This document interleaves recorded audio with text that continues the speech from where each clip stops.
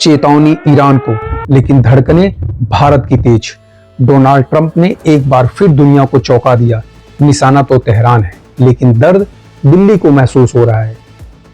सोचिए, क्या अमेरिका की एक धमकी भारतीय किसानों की मेहनत पर पानी फेर सकती है? आज बात सिर्फ ईरान की नहीं, बात है भारत के करोड़ों डॉलर के व्यापार की।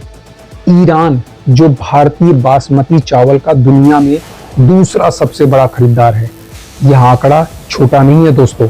2024-25 में भारत ने ईरान को करीब 75 करोड़ डॉलर का बासमती चावल बेचा था।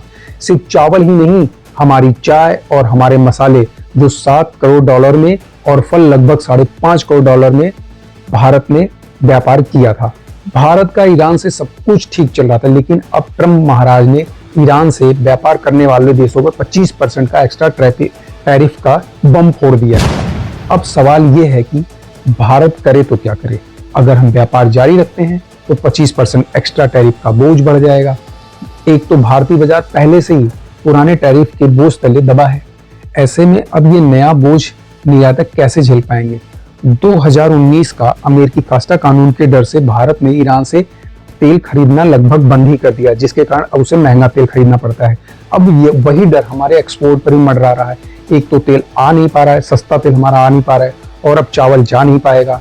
ट्रंप का कहना है कि उन्हें ईरान की जनता की चिंता है।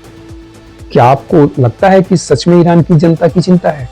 अगर चिंता होती तो वो पहले से ही परेशान जनता पर और टैरिफ लगाकर महंगाई का बोझ नहीं डालते। मदद प्रतिबंध लगाकर नहीं होता है महाराज, बल्कि हटाकर होता है। ईरान की जनता की सबसे बड़ी समस्या महंगाई ही तो है, और ऐसे में नए टैरिफ उनकी थाली से खाना छीन लेंगे। इसे कूटनीति नहीं, दादागिरी कहते हैं, और दुनिया भी इस अमेरिकन दादागिरी से थक चुकी है। दोस्तों, हर दादागिरी का अंत होता है। अमेरिका की इस मनमानी से सिर्फ भारत या ईरान ही नहीं, पूरी दुनिया त्रस्त है, और इसी का फायदा उठा रहा है ड्रैगन यानी चीन। एक नया समीकरण तैयार कर रहा है, एक ऐसा इकोसिस्टम जहां डॉलर की बादशाहत न हो।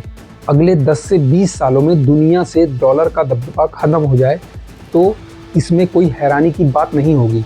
दुनिया अब विकल्प तलाश रही है।